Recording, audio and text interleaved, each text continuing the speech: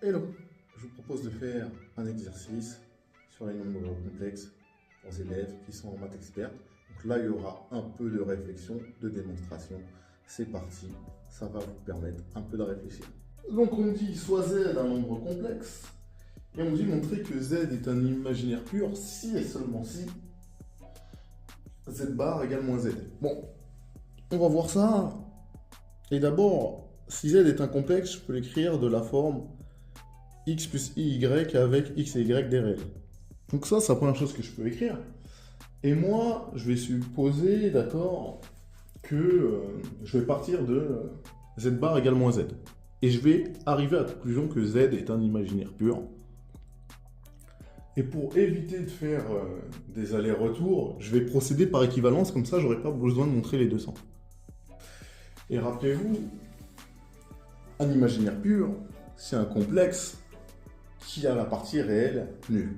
Donc, je vais partir, je vais dire z bar égale moins z, c'est équivalent à quoi? Donc, z bar équivalent à moins z, c'est équivalent à quoi? Bah, x moins y, ça c'est z bar, vous connaissez la définition de conjugué, et moins z, bah, j'ai un moins devant z, tout simplement. Donc, ça va me faire x moins y égale moins x moins y. Je vais mettre les termes en x d'un côté, les termes en y de l'autre.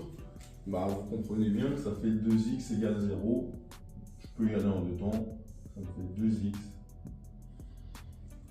égale moins y plus y. Mais du coup, ça fait 0, d'accord? Il n'y a pas de sujet. On fait 2x égale 0. Mais 2x égale 0, c'est équivalent à quoi? À dire que x égale 0. On est d'accord. Et x égale 0, ça signifie quoi? Que la partie réelle de z est égale à 0. Et si la partie réelle de z égale 0, c'est équivalent à quoi? Dire que z est un imaginaire pur. Et voilà comment on a élucidé la première question. La deuxième question, elle est un peu plus touchy, mais on va quand même s'en sortir. Donc je veux dire, soit c égale z plus 1 sur z moins 1. Évidemment, z est différent de 1 parce qu'on ne peut pas diviser par 0, ça c'est de fait. Et du coup, je vais dire, c'est imaginaire pur et je dois montrer que le module de c, il est égal à 1. Le module de z est égal à 1, pardon. Si c est un imaginaire pur, je dois montrer que le module de z est égal à 1. C'est ça que je dois montrer, puisque on veut montrer que z est un complexe de module 1 et que ce n'est pas égal à 1, évidemment, z. Mais ça, on l'a dit dès le départ. Et donc, ce sera assez simple.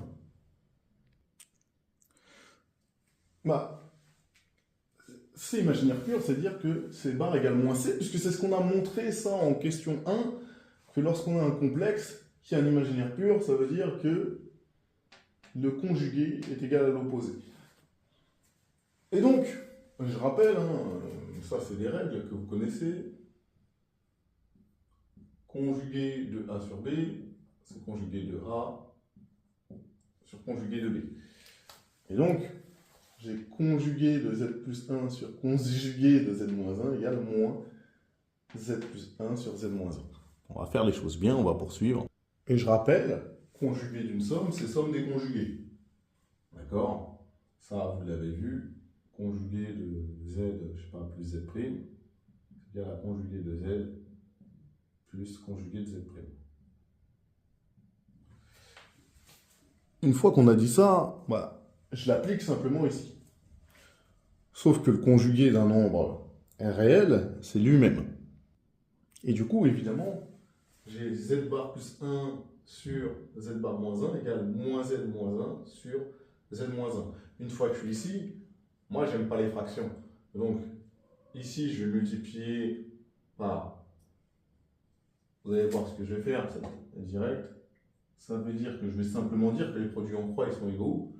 Et donc, que vous avez z bar plus 1 facteur de z moins 1 qui est égal à z bar moins 1 facteur de moins z moins 1.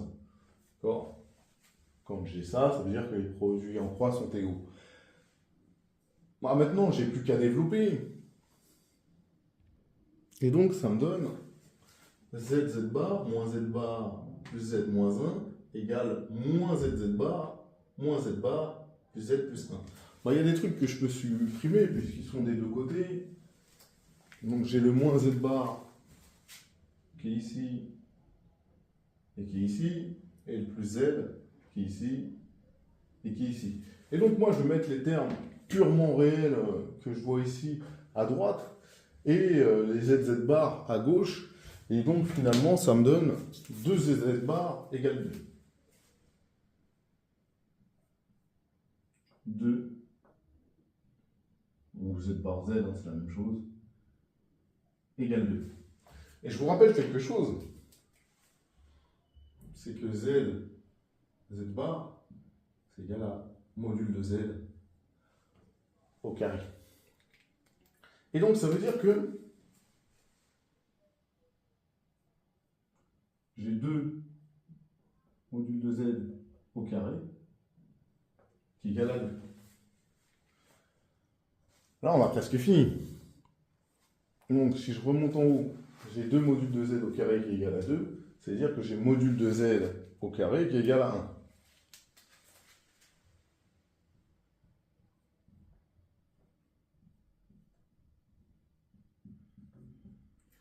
Ok. Et si j'ai module de z au carré qui est égal à 1, ça veut dire que module de z égale à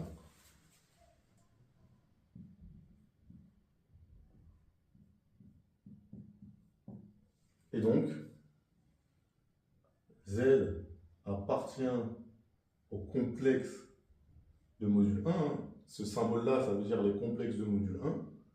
Évidemment, privé de 1, puisqu'on l'a dit au départ. Et donc, c'est ce qu'il fallait démontrer.